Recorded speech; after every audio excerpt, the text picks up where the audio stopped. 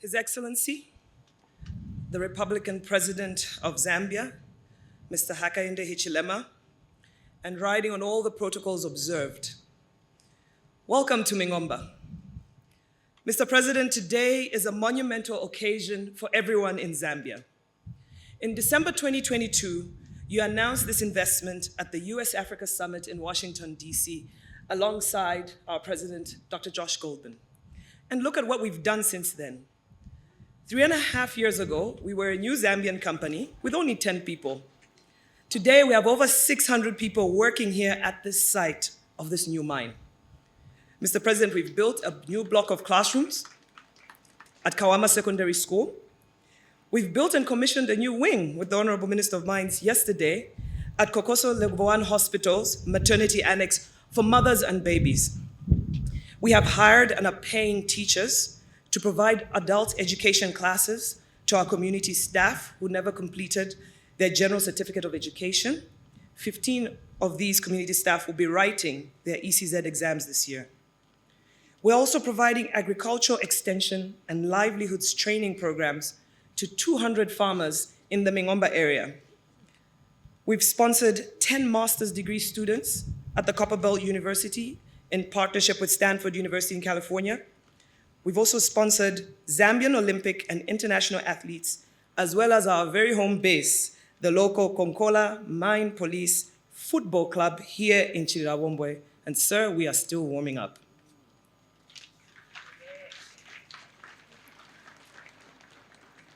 Mr. President, these investments happen because of your deliberate vision to attract meaningful investment to Zambia. Your focus on growth and progress has happened at a time, and everybody here is seeing that today. So for other projects around the world of this scale, getting them into production takes 15 to 20 years on average. As a Zambian who's been in this mining sector for 18 years, I've seen the good and the sad times of our industry. We cannot afford to make mistakes. We cannot afford to go slow. We must go fast. We shall go fast, and we will not take shortcuts. Mr. President, as you walked around our drilling sites and courtyard this morning, you saw the work that enables us to start the construction of the Mingomba mine, which will be one of the largest and most advanced copper mines you've built. This area here, where you'll be breaking ground, is part of the shaft complex terrace that we're designing and will begin construction. Cobalt's technology continues to accelerate our progress. Our speed from exploration to development through decisive science-based decisions was enabled by partnerships between the United States and Zambia and American and Zambian colleagues. Today, we're also thrilled to have our American and Japanese investors here in Zambia to be part of what they have also helped make possible. On other days, you will also see Zambian colleagues at workshops in the United States presenting their work at top international scientific conferences. As Cobalt, our goal is to make more discoveries and develop more mines all over the world, especially here in Zambia. What you see here at this site is only part of our work. We're exploring for copper, lithium, nickel, and other metals at other sites in the Copperbelt, in Northwestern Province, and in Southern Province, and we're still ramping up. We need to attempt many exploration programs to make the next discovery, and we will. Your leadership, Mr. President, in reinvigorating the mining sector has had a knock-on effect on other sectors that has brought so much hope and excitement back, as alluded by the Copperbelt Minister. I can tell you today, we struggle with finding accommodation in Chirirawombwe and also in Chingola. I'm sure many guests who have come today have faced the challenge just to attend this event. This is a signal of the domino effect of economic opportunities for all the entrepreneurs here. I stand here as a proud leader of a Zambian team that's building this mine. Our team are drilling holes to understand where the copper is, where the mine shaft should go. You visited one of these locations today. They're building models that predict the composition and the physical properties of the rocks. They're designing the mine shafts and the networks of underground tunnels to access the ore. They're designing the process plant to separate the copper from the rocks, and so much more. And with technical advisors such as Dr. Sixtus Malenga, whose deep knowledge of the geology and hydrogeology of this area adds on to our work to build this project quickly. Our Zambian colleagues are also co-equal partners with other Cobalt colleagues around the world as part of an integrated technology resource company. Mr. President, this morning you saw one of Cobalt's inventions, the CoreCam 360. The idea was generated here at Mingomba.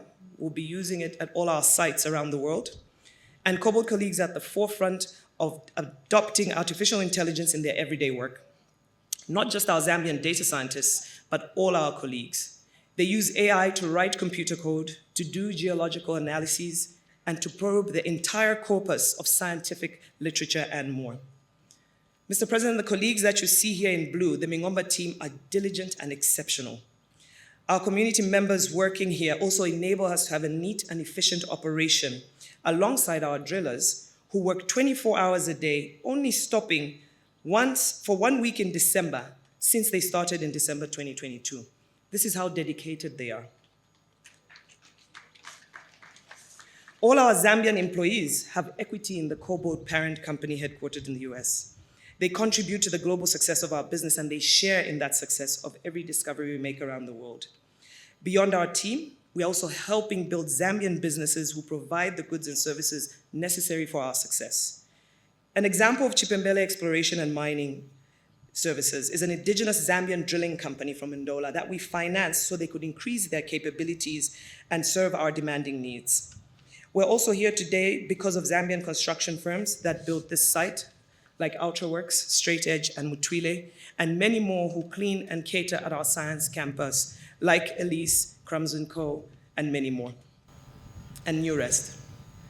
This is good, but we're not satisfied. We continually push ourselves to do more, and this team generates more ideas of how we can build our supply chain here in Zambia. We want to be inclusive, and thus we signed a memorandum of understanding with the local Chililawombwe SME Business Association focused on supplier development. We are not just paying lip service.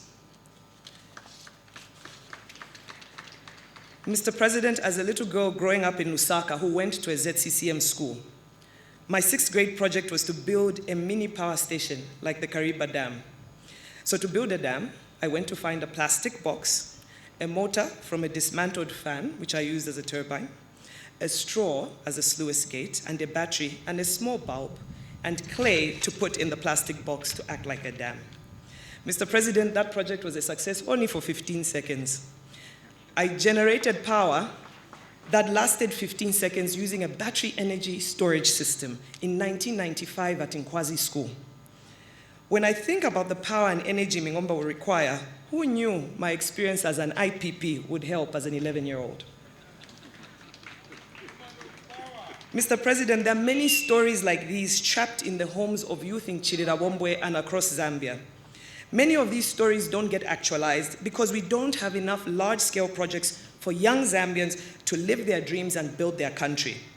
I'm honored that Cobalt and ZCCM-IH have provided the opportunities to the men and women that you see here to be part of something greater than themselves. The support we've received from the government and the people of Chililawombwe, beginning with the Honorable Minister of Mines, Paul C.C. Kabuswe, the Presidential Delivery Unit, the Mayor, the DC, and all our community members in Kewumba, Kasapa, Kawama, Lubansa, Butondo, and Mingomba. Thank you so much for all your support.